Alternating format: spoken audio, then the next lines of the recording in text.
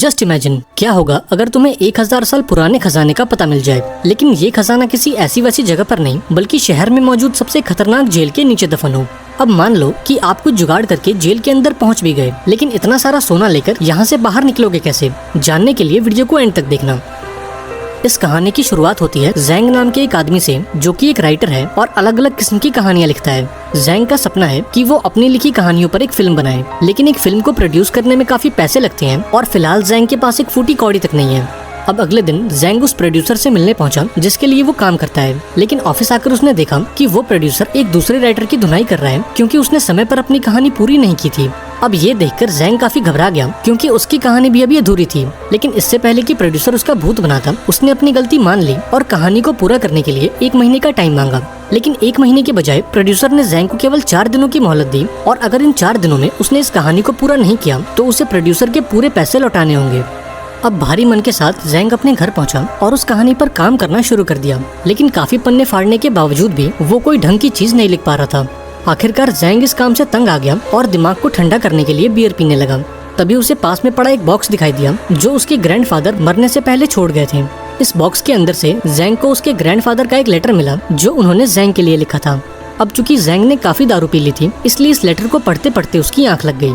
अब सपने में जैंग ने अपने ग्रैंडफादर को देखा जो उसे एक खुफिया खजाने का पता बता रहे थे। वो जैंग से कहते हैं कि मैंने हमारे पुश्तैनी घर के नीचे करोड़ों का सोना दबा रखा है, लेकिन मरने से पहले मैं उसे निकाल नहीं पाया क्योंकि सरकार ने उस घर को तोड़कर उसके ऊपर एक जेल बना दी थी। अब अगले ही पल जैंग की नींद खुल गई और इस बॉक्स के अंदर से उसे अपने पुराने घर का नक्शा और एक सोने का बिस्किट भी मिला।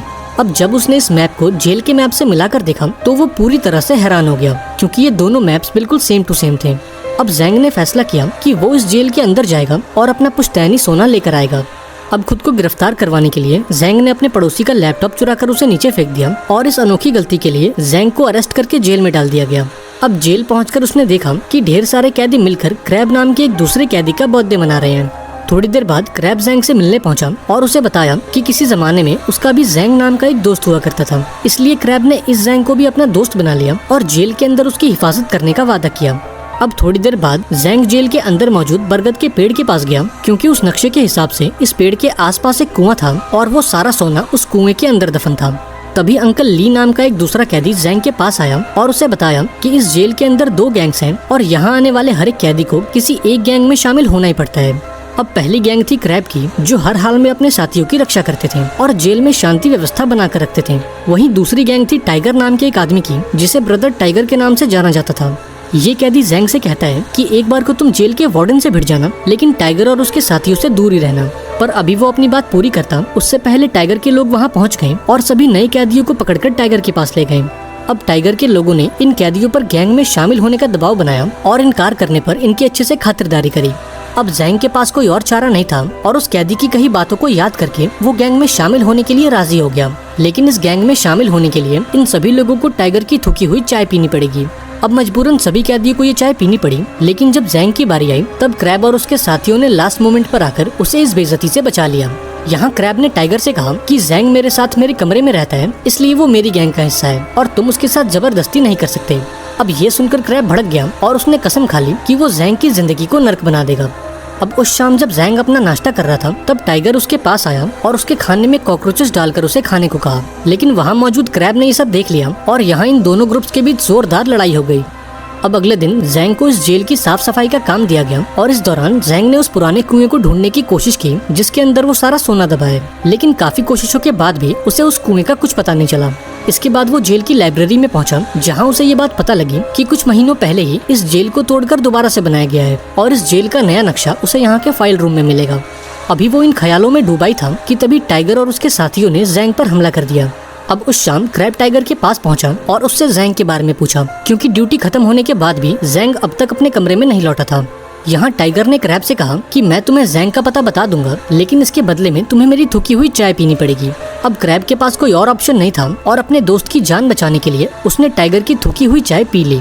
अब क्रैब की अच्छी खासी बेइज्जती करने के बाद टाइगर उससे कहता है कि तुम्हारा प्यारा दोस्त जेल के कूड़ेदान में पड़ा है।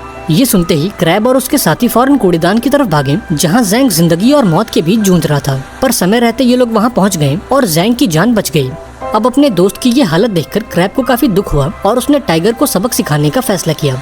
इधर जैंग भी इस मारपीट के लिए तैयार हो गया, क्योंकि उसका प्लान था कि वो इस भगदड़ का फायदा उठाकर फाइल रूम में जाएगा और जेल के नए नक्शे को हासिल कर लेगा। अब थोड़ी देर बाद ये दोनों ग्रुप्स एक दूसरे के आमने सामने आ गए और इनके बीच जोरदार मुठभेड़ हो गई। इस भगदड़ का फायदा उठाकर जैंग ने गार्ड से उस फाइल रूम की चाबी चुरा ली और फौरन उस कमरे की तरफ भागा। लेकिन इससे पहले कि वो अंदर जा पाता, टाइगर और उसके साथियों ने उसकी खूब पिटाई लगाई और इस मारपीट के दौरान जैंग ने उस चाबी को कहीं खो दिया। अब इस लड़ाई के चलते टाइगर और क्रैब समेत जैंग को भी गिरफ्तार कर लिया गया और इन्हें इस अंधेरी जेल में डाल दिया गया। यहाँ जैंग काफी उदास था, क्योंकि वो इस काल कोठरी में बैठे बैठे सोना नहीं ढूंढ सकता था। अब गुस्से में आकर उसने क्रैब से कहा कि तुम्हें मेरी हिफाजत करने की कोई जरूरत नहीं है, क्योंकि जब से तुम मेरी जिंदगी में आए हो मेरी जिंदगी आसान होने के बजाय और मुश्किल होती जा रही है। इसलिए मैं तुमसे रिक्वेस्ट करता हूँ कि तुम मुझे मेरे हाल पे छोड़ दो और मुझे इन फालतू के झगड़ों से दूर रखो। अब इन बातों को सुनकर क्रैब को काफी बुरा लगा, क्योंकि वो तो सिर्फ जैंग की हिफाजत करना चाहता था। थोड़ी देर बाद उसने जैंग से माफी मांगी और उसे बताया कि उसकी जिंदगी में दोस्तों से बढ़कर और कुछ नहीं है। इसलिए जब उसने जैंग की ये हालत देखी तो वो खुद को रोक नहीं पाया और टाइगर से पंगा ले लिया। इसके बाद उसने जैंग को अपनी कहानी सुनाई और उसे बताया कि आज से कई साल पहले उसका जैंग नाम का एक और दोस्त था, जिसने उसे गुंडों से बचाने के लिए खुद की जान कुर्बान कर दी। और उस दिन क्रैब ने कसम खाई कि वो मरते दम तक अपने दोस्तों की रक्षा करेगा। अब ये सब सुनकर जैंग को एहसास हुआ कि गुस्से में आकर उसने क्रैब को कितना कुछ कह दिया। इसके बाद उसने क्रैब से माफी मांगी और उसे बताया कि वो इस जेल में क्यों आया है। उसने क्रैब को बता दिया कि वो जेल में अपने पूर्वजों का सोना लेने आया है। इस पर क्रैब ने उससे कहा कि मैं वो सोना ढूंढने में तुम्हारी मदद करूंगा, लेकिन इसके बदले में मुझे कुछ नहीं चाहिए, क्योंकि वो सोना तुम्हारे पूर्वजों का है और उस पर पूरी तरह से तुम्हारा हक है। अब इन दोनों ने मिलकर एक प्लान बनाया, जहाँ सबसे पहले इन्हें फाइल रूम से वो नक्शा चुराना होगा। प्लान के मुताबिक ये दोनों जेल के लॉन्ड्री रूम में गए और वहाँ मौजूद गार्ड की गर्दन पर ब्लीचिंग पाउडर छिड़क दिया। इस पाउडर के चलते गार्ड की गर्दन पर एलर्जी हो गई और उसे फटाफट जेल की इमरजेंसी रूम में लाया गया। इधर मौका मिलते ही जैंग ने इस गार्ड की यूनिफॉर्म चुरा ली और क्रैब को लेकर उस फाइल रूम में पहुंचा। अब काफी ढूंढने के बाद इन दोनों को वो नक्शा मिल गया, जिसके हिसाब से वो पुराना कुआं उस लॉन्ड्री रूम के ठीक नीचे मौजूद है। अब इस नक्शे के इस्तेमाल से ये दोनों फौरन उस कुएं तक पहुंचे, जहां इन दोनों को एक बड़ी सी दीवार नजर आई। जैंग को पूरा यकीन था कि उसका वो पुश्तैनी सोना इस दीवार के पीछे मौजूद है। इसके बाद इन दोनों ने एक एक हथौड़े उठा लिए और इस बड़ी सी दीवार को मार मार कर इसे तोड़ डाला। अब दीवार के टूटते ही जैंग फौरन अंदर आया और उस सोने की तलाश में लग गया। वहीं दूसरी तरफ क्रैब ऊपर जाकर पहरा देने लगा, ताकि अगर उसे कोई खतरा महसूस हो तो वो जैंग को इसकी खबर दे दे। अब देखते ही देखते कई घंटे गुजर गए, लेकिन अब तक उस सोने का कोई अता पता नहीं था। अंत में जैंग ने हार मान ली और यहाँ से वापस लौटने लगा, क्योंकि उसे लग रहा था कि किसी ने उनसे पहले ही वो सोना निकाल लिया है। लेकिन वापस जाने से पहले क्रैब ने दीवार में लगे इस लकड़ी के टुकड़े को निकाल लिया और ऐसा करते ही इनके पीछे एक अलमारी खुल गई, जिसके अंदर सोने के 100 बिस्किट मौजूद थे। अब इतना सारा सोना देखकर जैंग के तो मानो होश ही उड़ गए।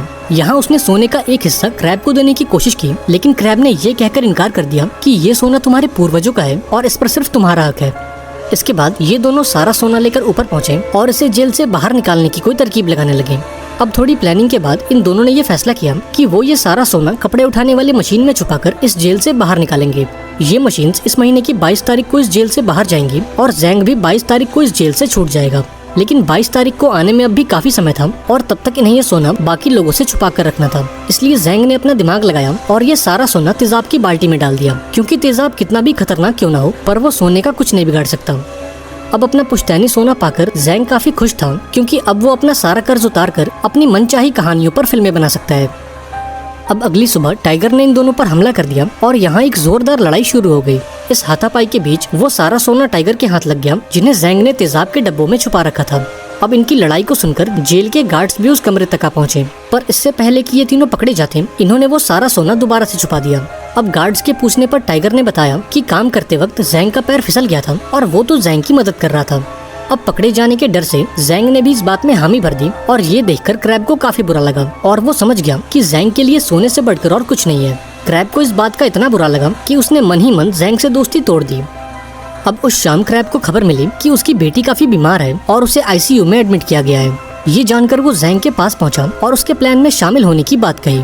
असल में क्रैब को खजाने में कोई हिस्सा नहीं चाहिए था, बल्कि वो तो सिर्फ इस जेल से निकलकर अपनी बेटी से मिलना चाहता था। अब पहले तो टाइगर ने क्रैब के साथ काम करने से मना कर दिया, लेकिन फिर जैंग ने उसे मना लिया और ये तीनों यहाँ से भागने की प्लानिंग करने लगे। इन्होंने फैसला किया कि आज से 3 हफ्ते बाद जब जेल की एनिवर्सरी पार्टी होगी तो ये सभी सुरंग से होते हुए समंदर में कूदकर भाग निकलेंगे। लेकिन प्रॉब्लम ये थी कि उस पार्टी में अब भी 3 हफ्ते बचे थे और जैंग अगले हफ्ते जेल से छूटने वाला था। अब अपनी सजा को बढ़वाने के लिए उसने टाइगर और क्रैब के साथ मिलकर एक लड़ाई की और देखते ही देखते जेल के अंदर हंगामा हो गया। अब प्लान के मुताबिक गार्ड्स ने ये लड़ाई रोक दी और इन तीनों को सेल के अंदर डाल दिया। ऐसे ही दिन गुजरते गए और बहुत जल्द जेल की एनिवर्सरी पार्टी का दिन आ गया।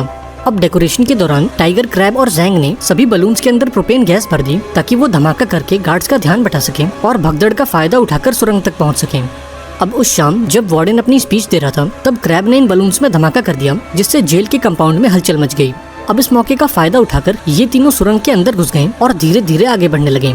लेकिन इस दौरान एक मेटल के टुकड़े ने जैंग के पैर को जख्मी कर दिया और उसके पैर से काफी खून बहने लगा। अब ये देखकर क्रैब ने उस चोट को एक प्लास्टिक से बांध दिया और ये सभी बिना रुके आगे बढ़ते रहे। आखिरकार इन तीनों की मेहनत रंग लाई और ये सभी सुरंग के आखिरी छोर तक पहुंच गए। यहाँ इन सभी को एक बड़ी सी दीवार नजर आई जिसके दूसरी ओर एक विशाल समंदर था। इधर गार्ड्स को भी इस बात की भनक लग गई कि 3 कैदी जेल से कहीं गायब हैं और ये खबर मिलते ही उन्होंने इन तीनों को ढूंढना शुरू कर दिया। वहीं दूसरी तरफ इन तीनों ने अपने बनाए बॉम्ब से उस बड़े से गेट को उड़ा दिया जिसके दूसरी ओर समंदर था। इस सुरंग के ठीक नीचे एक नाव पहले से इनका इंतजार कर रही थी और इन्हें रस्सी के सहारे नीचे उतरना था। लेकिन एक बार फिर से टाइगर ने अपनी औकात दिखा दी और अपनी शर्ट के अंदर से एक चाकू निकाल लिया। दरअसल वो इन दोनों को मारकर इनके हिस्से का सोना भी हथियाना चाहता था। यहाँ उसने क्रैब पर हमला कर दिया, लेकिन लास्ट मोमेंट पर जैंग बीच में आ गया और यहाँ इन तीनों के बीच जोरदार लड़ाई हो गई। यहाँ टाइगर क्रैब पर भारी पड़ रहा था और वो किसी भी पल उसे मार सकता था। ये देखकर जैंग ने कहा कि तुम ये सारा सोना ले जाओ लेकिन क्रैब की जान बख्श दो। पर टाइगर को इन बातों से कोई फर्क नहीं पड़ा और उसने क्रैब को ले जाकर समंदर में धकेल दिया। लेकिन खुशकिस्मती से क्रैब ने एक रस्सी को पकड़ लिया जिसका दूसरा सिरा जैंग के हाथों में था।